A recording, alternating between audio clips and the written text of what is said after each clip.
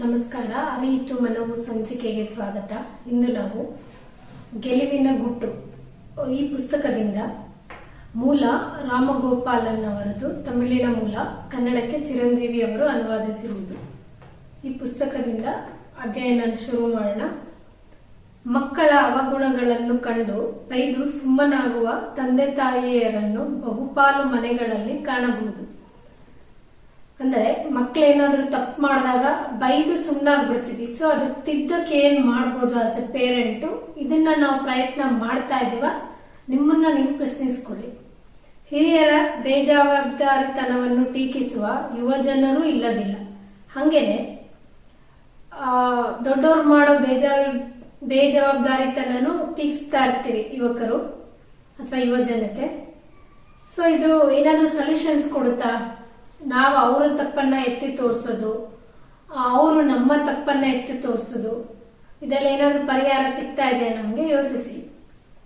ನನಗೇನಾದರೂ ಸರಿಯಾದ ಅವಕಾಶ ಸಿಕ್ಕಿದರೆ ಎಂದು ಪರಿಸರವನ್ನು ಆಪಾದನೆಗೆ ಪಕ್ಕಾಗಿಸುವವರು ಬಹಳ ಜನ ಇದ್ದಾರೆ. ಸೊ ನನ್ಗೆ ಆ ಅವಕಾಶ ಸಿಕ್ಕಿದ್ರೆ, ನಾನು ಬೇರೆ ಕಡೆ ಹುಟ್ಟಿದ್ರೆ ಹಿಂಗ್ ಮಾಡ್ತಿದ್ದೆ, ಹಂಗ್ ಮಾಡ್ತಿದ್ದೆ. ಸೊ ಊಹೆಲಿ ಬದುಕೋದಕ್ಕಿಂತ ವಾಸ್ತವಿಕತೆ ಏನಿದೆ ಅದನ್ನ ಅಕ್ಸೆಪ್ಟ್ ಮಾಡಿ ಫಸ್ಟ್. ಇಲ್ಲದೆ ಇರೋದು ಅದನ್ನೇನಾದ್ರೂ ನಾವು ಚೇಂಜ್ ಮಾಡಕ್ಕಾಗತ್ತಾ? ನಮ್ಮ ಹುಟ್ಟು ನಮ್ಮ ಕಂಟ್ರೋಲ್ ಅಲ್ಲಿ ಇರಲ್ಲ, ಪರಿಸರ ನಮ್ಮ ಕಂಟ್ರೋಲ್ ಅಲ್ಲಿ ಇರಲ್ಲ. ಅದನ್ನ ನಾವು ಆಕ್ಷೇಪಣೆ ಮಾಡಿ ಕೂಡ್ತಾ ಏನು ಪ್ರಯೋಜನ ಇಲ್ಲ.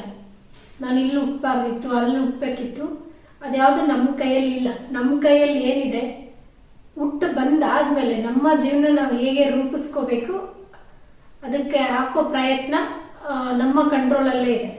ಸೊ ಇದ್ರ ಕಡೆ ಗಮನ ಕೊಟ್ರೆ ಜೀವನದಲ್ಲಿ ಆಗೋ ಚೇಂಜಸ್ ಅಗೈನ್ ನಮ್ಮ ಚಾಯ್ಸ್ ಆಗಿರುತ್ತೆ. ನಾವು ಏನನ್ನ ಸೆಲೆಕ್ಟ್ ಮಾಡ್ಕೊಳ್ತಾ ಹೋಗ್ತೀವಲ್ಲ ಅದರ ಒಟ್ಟಾರೆ ಪರಿಣಾಮವಾಗಿ ನಮ್ಮ ವ್ಯಕ್ತಿತ್ವ ಇರುತ್ತೆ. ಜಾಣರು ಓದಿ ನೋಡಿ ಬೇರೆಯವರ ಅನುಭವದಿಂದಲೇ ತಮ್ಮನ್ನು ತಿದ್ದಿಕೊಳ್ಳಲು ಯತ್ನಿಸುತ್ತಾರೆ. ಅಶಕ್ತತೆ ನಿವಾರಣೆಯಾಗಬೇಕಾದರೆ ರಕ್ತಕ್ಕೆ ಕಬ್ಬಿಣದ ಅಂಶ ಸೇರಬೇಕು. ಶರೀರ ಸದೃಢವಾಗಲು ಅದಕ್ಕೆ ಪೋಷಕವಾದ ಜೀವಸತ್ವಗಳು ಬರಬೇಕು.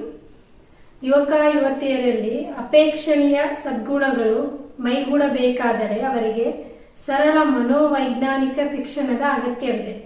ಅಂತಹ ಶಿಕ್ಷಣ ನೀಡಲು ಹಿರಿಯರು ವಿಫಲರಾದಲ್ಲಿ ವಿದ್ಯಾವಂತ ಯುವಜನಾಂಗ ಅದನ್ನು ದಕ್ಕಿಸಿಕೊಳ್ಳಲು ತಾವೇ ಮುನ್ನುಗ್ಗಬೇಕು.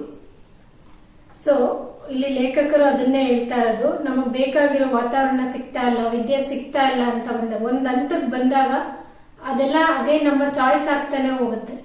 ನಮಗೇನ್ ಬೇಕು ಅದನ್ನ ನಾವೇ ಚೂಸ್ ಮಾಡ್ಬೇಕು, ದಕ್ಕಿಸ್ಕೊಳ್ಳಕ್ಕೆ ಪ್ರಯತ್ನ ಪಡ್ಬೇಕು.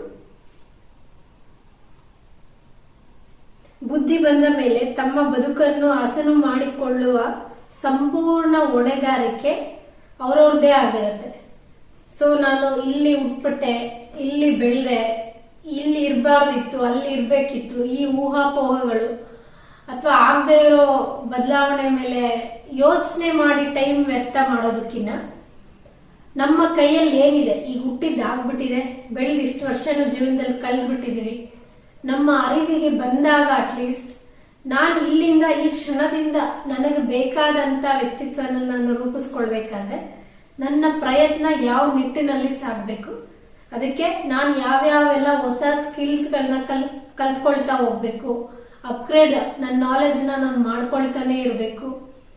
ಇದ್ರ ಬಗ್ಗೆ ನಾವು ಪ್ರಜ್ಞಾಪೂರ್ವಕವಾಗಿ ಪ್ರಯತ್ನ ಮಾಡ್ತಾ ಹೋದಾಗ ನಮ್ಮ ಜೀವನನ ನಮಗೆ ಬೇಕಾದಂಗೆ ರೂಪಿಸ್ಕೊಂಡು ಬದುಕುವ ಖುಷಿ ನಾವು ಅನುಭವಿಸಬಹುದು. ಧನ್ಯವಾದಗಳು.